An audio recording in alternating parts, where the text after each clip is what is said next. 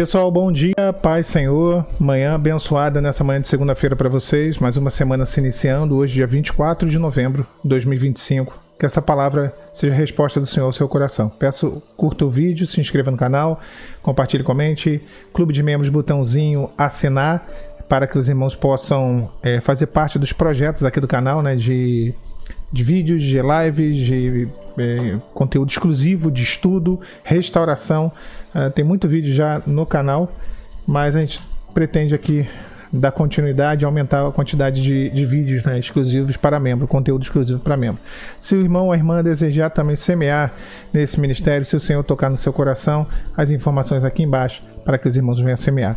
Eu li um comentário esses dias e aí o irmão tava, ou a irmã, não sei, era um perfil que estava escrito, acho que Atalaia, se eu não me engano, que tava demorando demais para entrar na mensagem, né? Até a pessoa fazer, a internet tá cara, tá demorando demais para entrar na mensagem. Tem alguns recursos, e um deles que eu tô colocando agora é assim, a introdução, que é esse período aqui que eu falo, curta, compartilhe, comente, mensagem, já entra direto na mensagem, tá? Vai ter na descrição, tem bonitinho lá esses períodozinhos do vídeo, para poder o irmão ou a irmã já entrar direto na mensagem e não pegar essa parte da introdução. Amém, pessoal? Vamos para nossa conversa, vamos para nossa meditação. O nosso texto base, eu só abri aqui que eu esqueci de abrir.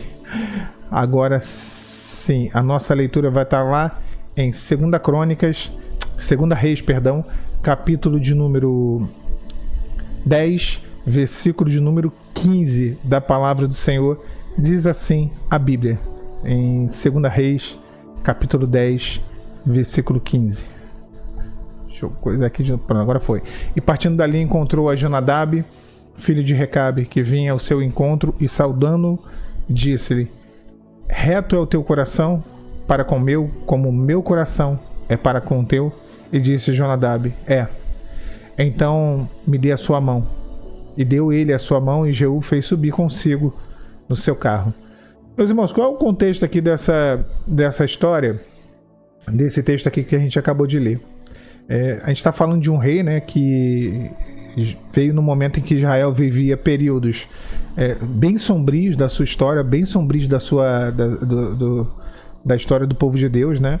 O trono do país havia sido corrompido por Acabe e a sua mulher Jezabel, né, filha de Etibaal, né? Ele era rei sidônio, então ela veio com toda a influência sidônia, introduziu o culto a Baal, a Astarote, coisas demoníacas, né? O inimigo, ele entrou dentro do trono de Israel e corrompeu completamente com idolatria. Criou-se ali um sistema religioso de perseguição, sabe? De perseguição aos profetas, que era a voz de Deus. Então a linhagem de Acabe acaba, quase redundante, né? A linhagem de Acabe, ela termina, né? Ele dominou ali por vários anos, manchou a nação, foram vários assassinatos, várias coisas ruins, né? E eu acho que por fim, até um dos casos mais difíceis ali, mais emblemáticos, seja a morte de Nabote, né? A trama de Jezebel ali para poder roubar a vinha de Nabote.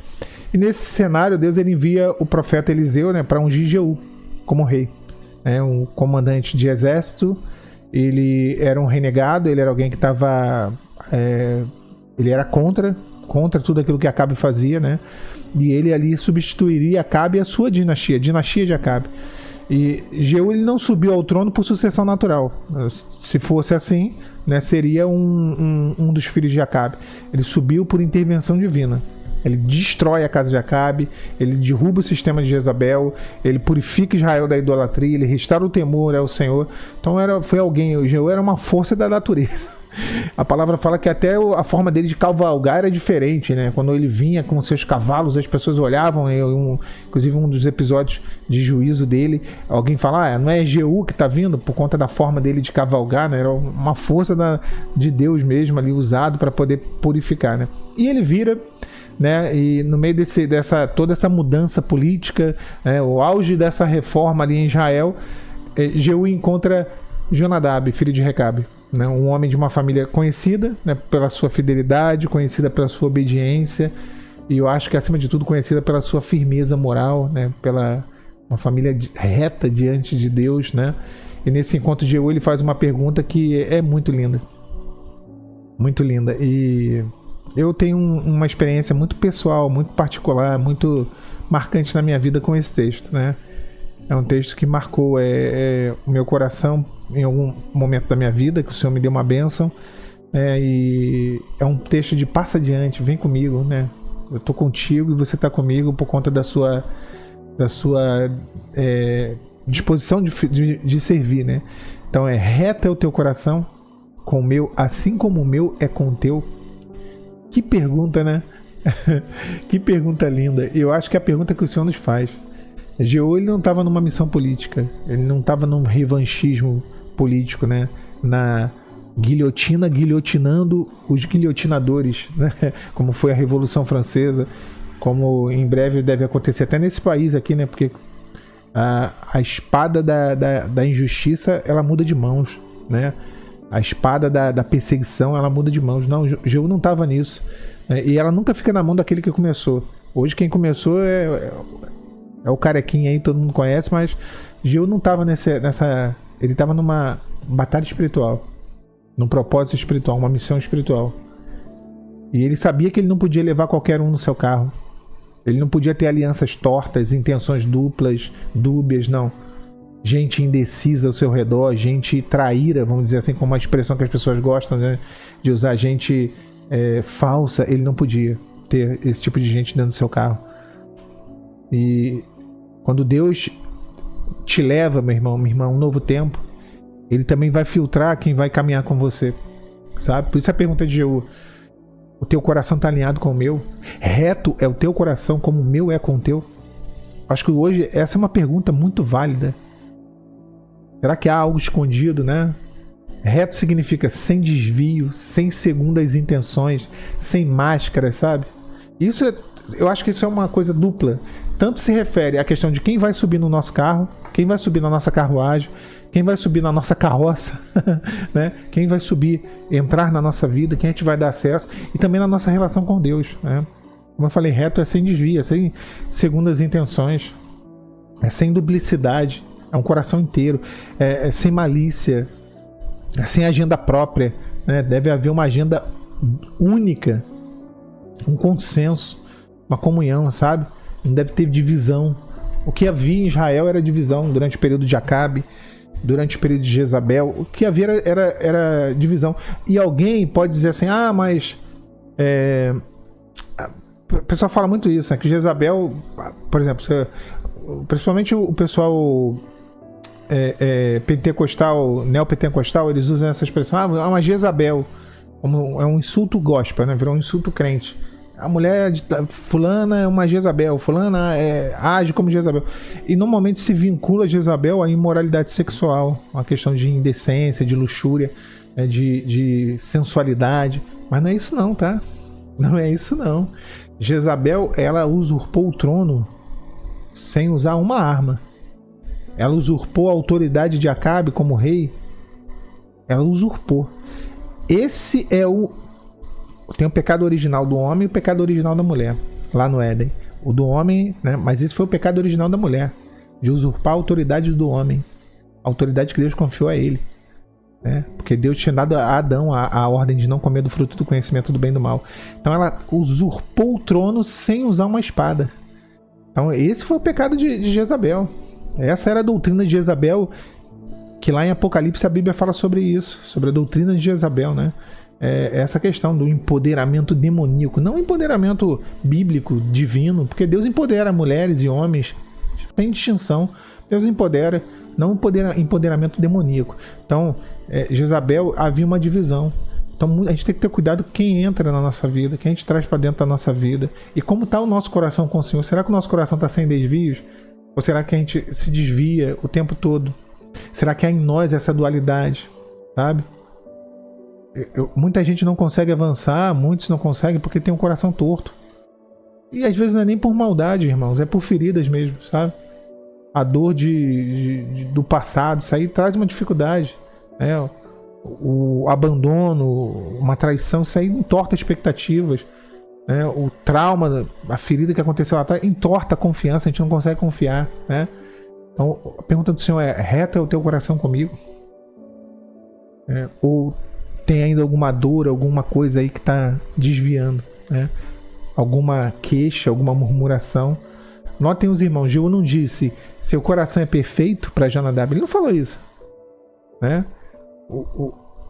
Ele não perguntou, você nunca falhou? Não, a pergunta é meio ilógica. Claro que Jonadab em algum momento errou, em algum momento falhou, decepcionou, pecou, e que o coração dele não era perfeito. A pergunta é reto? Reto não é perfeito, porque perfeito você não é, eu não sou, ninguém é. Só o Senhor que é perfeito. Reto é sincero. João não é perfeito, Pedro não é, Maria não é. Inclusive ela pede ao Senhor salvação. No cântico de Maria ela fala, o Senhor, o meu Salvador. Só pede salvação quem é pecador, quem cometeu pecado, tá? Então reto é sincero, reto é inteiro, reto é alguém que diz, Senhor, eu tô quebrada, mas eu tô aqui. Eu tô ferido, mas eu ainda acredito. Eu tô cansada, mas eu quero seguir adiante, sabe? A pergunta de Deus, ela não revela dureza, ela revela cuidado. É reto. Perfeito é impossível, mas é reto. Sabe? Ele quer que a gente que estejamos alinhados para um novo tempo. A palavra fala que Jonadab dá a mão e Jeú puxa ele para o carro. Quando Jonadab responde, sim, é reto. Jeú diz, dai-me a tua mão. Que coisa linda, né? E a palavra fala que o Jeú fez subir consigo ao carro. O carro aqui é uma carruagem, mas uma carruagem é uma carroça, tá? Carroça. Então, o carro, a carroça, fala na Bíblia de governo, fala de destino, porque está levando para um lugar, fala de propósito, que é muito superior a destino. Destino é o ponto final, o propósito é o ponto final com uma missão, tem toda uma missão, sabe? Fala de movimento, fala de direção, fala de aceleração, de dinâmica, né? Você não fica parado mais no mesmo lugar. É Deus dizendo isso pra gente. É reto, vem. É sim, Senhor, eu quero sim, Senhor. Eu não sou perfeita não, Senhor, eu não sou perfeita, eu sou quebrado, mas eu quero. Dai-me a tua mão. Dai-me a tua mão. Eu, o Senhor teu Deus, te tomo pela tua mão direita e te digo, não temas, porque eu te ajudo. Dai-me a tua mão. Então, meu irmão, minha irmã, se o nosso coração se alinhar com o do Senhor, ele vai nos puxar para um novo tempo, sabe? Tem porta que você não vai forçar para abrir, não. Tem mudança que você não tem que ter energias para iniciar. Não, eu sou muito... Eu tenho energia, eu tenho ânimo, eu sou muito proativo, tá tudo certo. Tem hora que Deus vai mandar dormir. Paulo era assim. Não, que eu vou para lá, eu vou pregar, eu vou fazer... O Senhor vai dormir. Quando você dormir, eu vou te dar um sonho. E aí você vai saber para onde você tem que ir. Tem áreas da sua vida, e a maior parte delas a gente não consegue restaurar sozinhos. Sozinho. Deus vai lá, dai-me a tua mão. Eu puxo você para uma cura emocional, para uma restauração de identidade, para uma restauração de história, para uma libertação de traumas, para um novo destino na minha presença. Mas antes ele pergunta, o teu coração está pronto para andar comigo sem se desviar? A pergunta é essa. Reto é o teu coração para com o meu, como o meu coração é para com o teu? Porque Deus, ele sempre será fiel. Ele é fiel, ainda que sejamos infiéis. Não quer dizer que ele recompensa a infidelidade. Quer dizer que ele é imutável. Porque ainda que sejamos infiéis, ele permanece fiel.